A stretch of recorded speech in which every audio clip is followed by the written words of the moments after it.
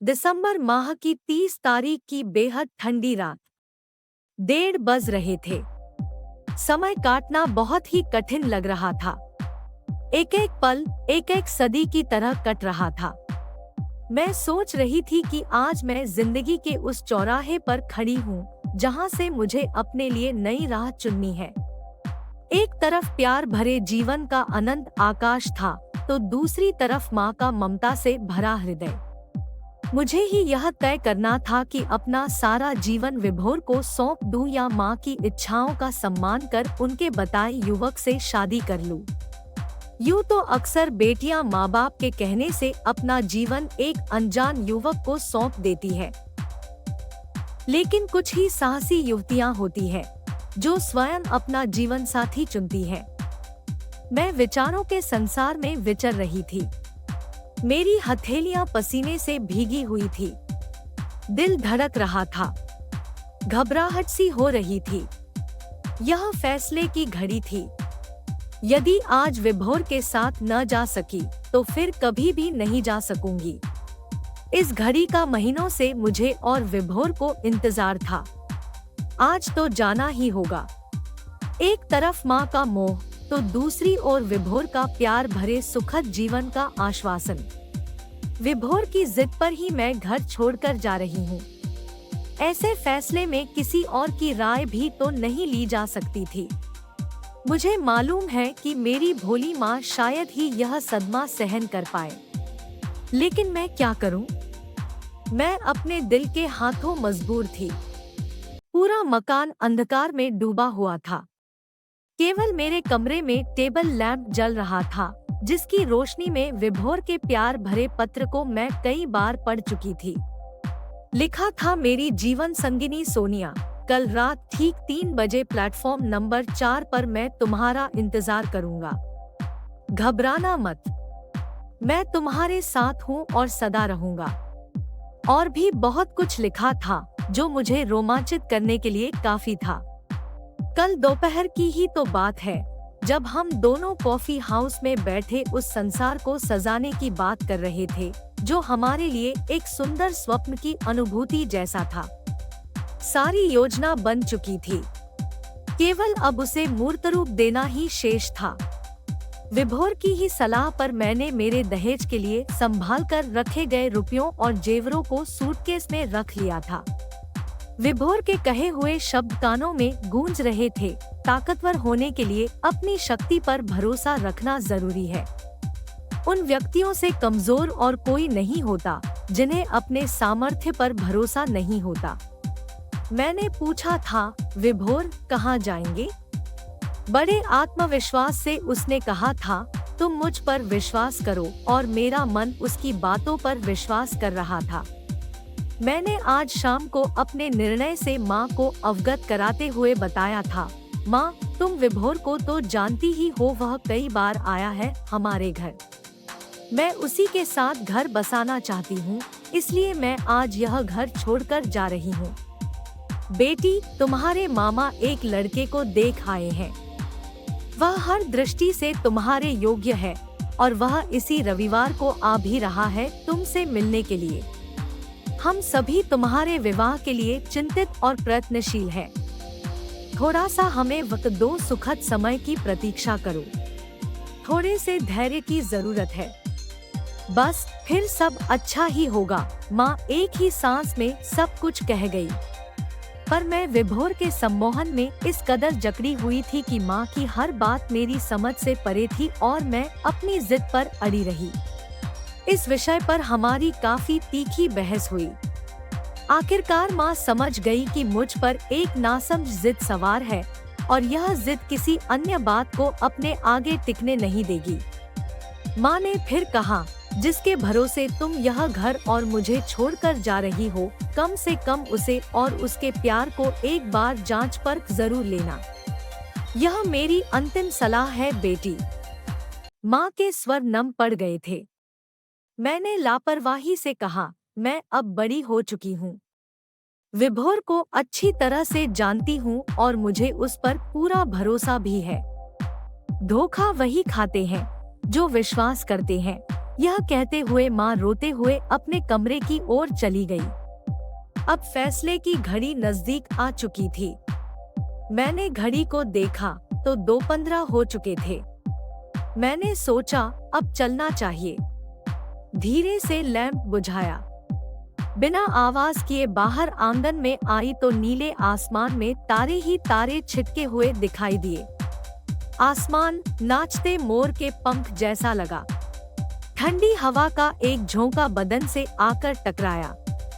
इस झोंके की परवाह न कर मैं आंगन पार कर घर का बंद मुख्य दरवाजा खोलने वाली ही थी कि हृदय की गहराइयों से आवाज आई। यह क्या कर रही हो सोनिया?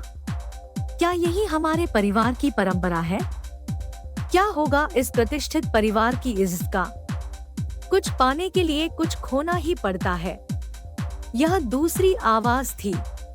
तुमने कभी अपने पिता को तो नहीं देखा क्योंकि वे बचपन में ही चल बसे थे, लेकिन माँ ने कैसे तुम्हें पाला? क्या यह भी तुझसे छिपा है? नहीं, मुझे सब पता है। लेकिन यह भी सच है कि जब बच्चे समझदार हो जाते हैं तो उन्हें इस तरह के कदम उठाने का पूरा अधिकार होता है। शायद ऐसा ही विभोर भी सोचता है। इस विचार की पुष्टि में मेरा मन मेरे साथ खड़ा था। अब ज्यादा सोच विचार की जरूरत नहीं है सोनिया। विभोर तुम्हारा इंतजार कर रहा होगा। चलो जल्दी करो। मन के अंदर से आदेशात्मक आवाज आई। नहीं, यह पूरी तरह गलत है सोनिया।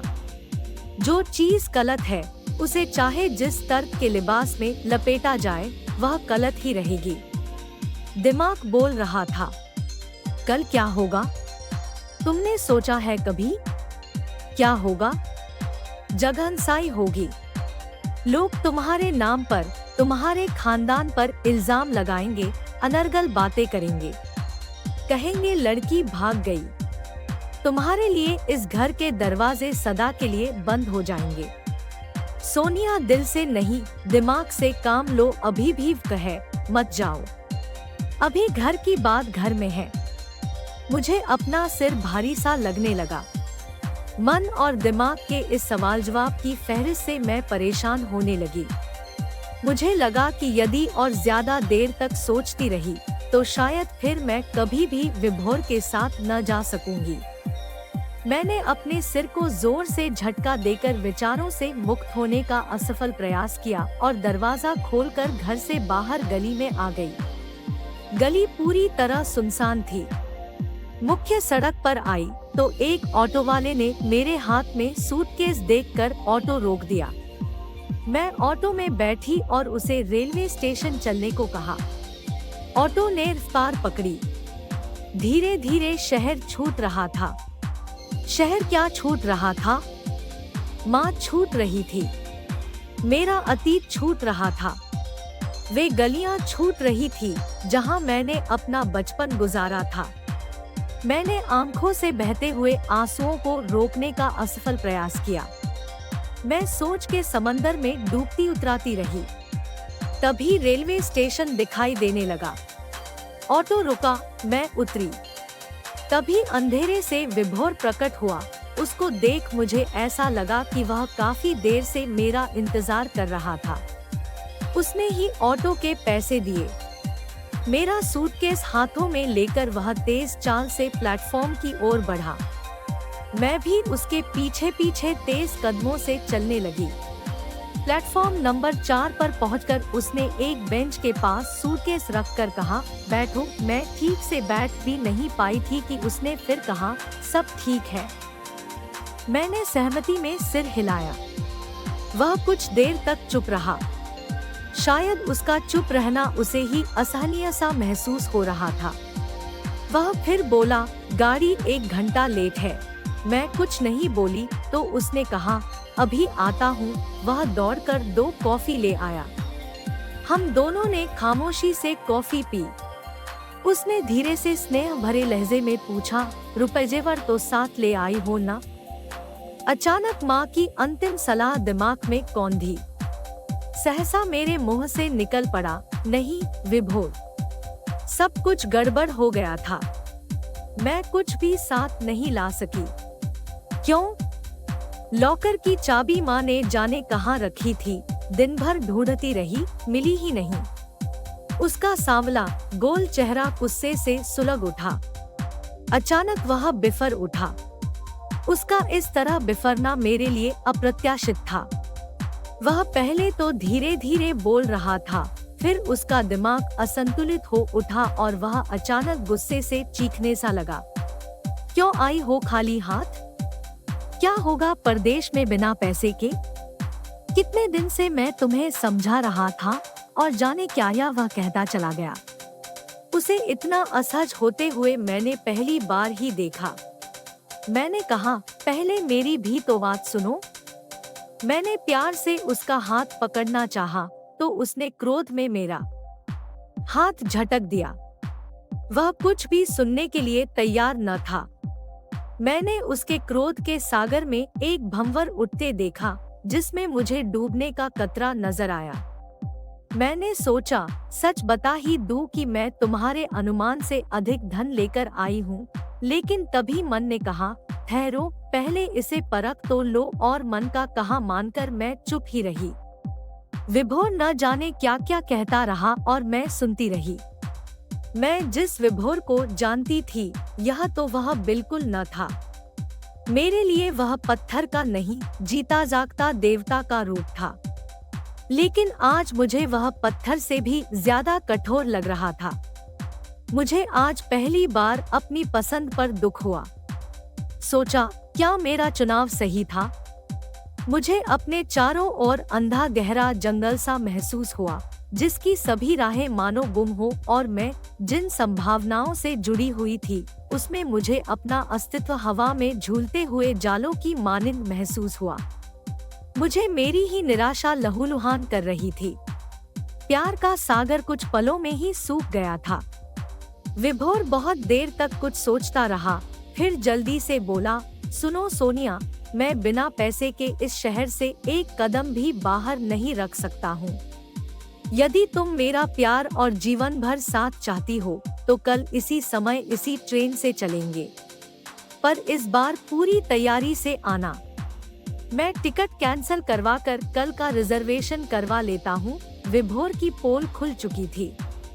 मैं समझ चुकी थी कि उसके लिए पैसा ही सब कुछ है। अब मैं उसकी बातों के सम्मोहन से पूरी तरह मुक्त हो चुकी थी। मैं भी विभोर को बहुत कुछ कहना चाहती थी, लेकिन मैं खामोशी के दामन को ओढ़कर अपने में ही दुबक कर रह गई। मैंने सोच लिया कि ऐसे जीवन साथी के साथ जीवन काटना मुश्किल ही नहीं, असंभव होगा। वह न जाने क्या क्या बड़बड़ाता रहा और अचानक झुंझलाकर तेजी से चला गया। उसके जाते ही मैंने एक गहरी सुख की सांस ली। अब मेरा मन शांत होकर एक तूफान के गुजरने के बाद की शांति महसूस कर रहा था। मुझे लगा कि दुनिया में कहीं जगह हो न हो, लेकिन अभी भी मेरे लिए एक ऐसी छत है जिसके नीचे मेरा एक कमरा और उस कमरे में मेरा बिस्तर है, जो अभी भी मेरा इंतजार कर रहा है। मैं अभी इतनी दूर भी नहीं आई थी कि मेरा लौटना असंभव होता। मैं मन ही मन हंसी और सधे हुए कदमों से रेलवे स्टेशन से बाहर आई। कब मैंने ऑटो किया, कब बैठी और कब घर आई, मुझे बिल्कुल याद नहीं। हाँ, मुझे इतना अवश्य याद है कि माँ के तकिए के नीचे से धीरे से चाबी निकालकर लॉकर में सारे जेवर और रुपए यथास्थान रखकर मैं अपने बिस्तर पर चली गई। मुझे अब प्रतीक्षा थी आगामी रविवार की और आने वाले उस नवयुवक की, जो निश्चित रूप से मेरा जीवन साथी होगा, ऐसा मुझे विश्वास है।